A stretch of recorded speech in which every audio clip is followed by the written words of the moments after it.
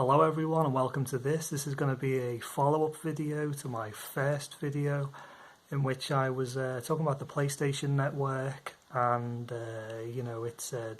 Sony's decision to end support for the PS3, the Vita and the PlayStation Portable. And literally about a few hours, not even that, after uploading that video, Sony have made a somewhat dramatic U-turn, and well, not a complete 100% U-turn, but a U-turn to a degree anyway. They've decided they're going to keep the PS3 support along with the Vitas, and they're only ditching now the PSP support this summer. So yeah, it's a change of fortunes for everyone, and I think it's ultimately a good thing, of course, because now if people, particularly people on budgets, they've maybe had, say, 20 games that they've got their eye on, and they don't have to rush out and buy them all in one go now, which could be, quite expensive, because, after all, these games, they are cheaper than they are in many cases in terms of buying them physically on a disc and that sort of thing. But they're still not free, you still have to pay for them. So, 20 games at, £10 a pop or thereabouts, it's still quite a bit of cash for, a lot of people. So, yeah, I think it gives people more chance to kind of get these games, much more, less of a time sensitive issue sort of thing. And but the thing is, though, you don't want to sit back too much on this issue. You don't want to think, oh, these games are safe now, I don't have to worry about it again, and kind of resume normal sort of service sort of thing. These games are still, they're still kind of, under somewhat degree of threat of disappearing. Obviously, they're much safer now, generally speaking. But games drop out of this PlayStation Network all the time. They have been doing it for years. Games just drop, for license reasons and that sort of thing.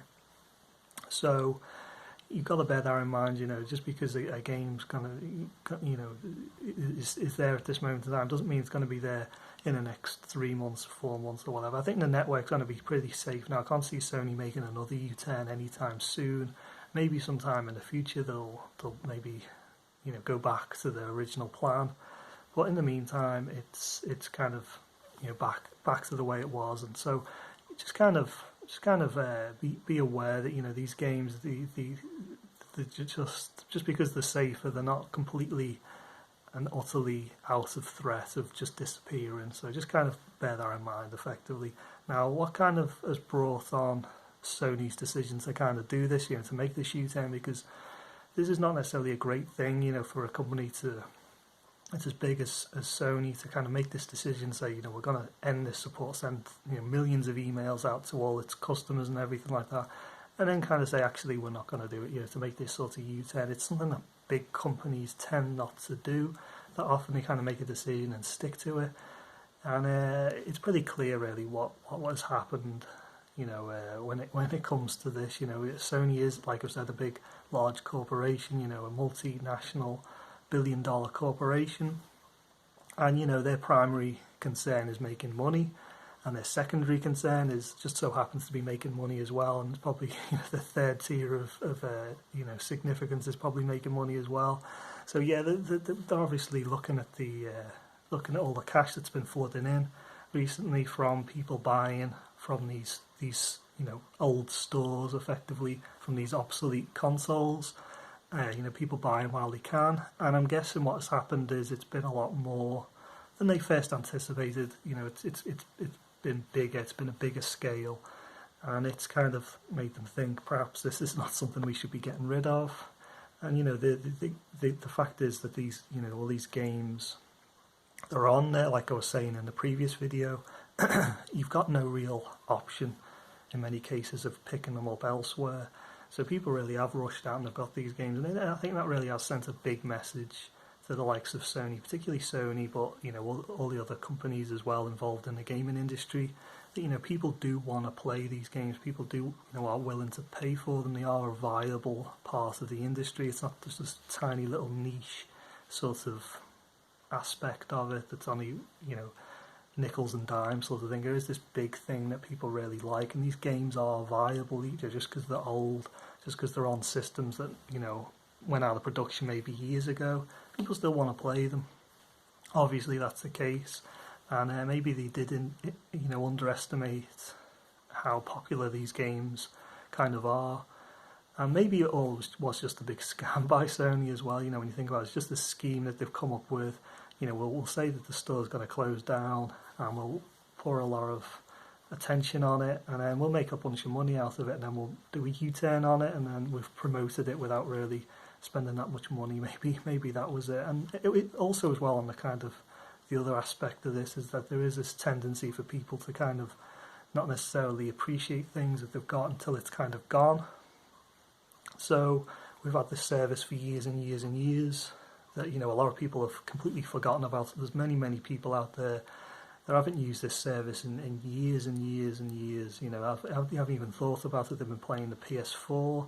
They've been playing, well, maybe not so much the PS5 because nobody can actually buy one of those things. But they've been focusing on newer systems, newer games, and we've had this whole sort of universe of all these games available that we've kind of completely forgotten about, and been diverted attention away. And Sony have kind of put the spotlight on this, this huge resource of games that are available to us at a fairly affordable price. In certain cases, massively cheaper than you're going to find an original copy for.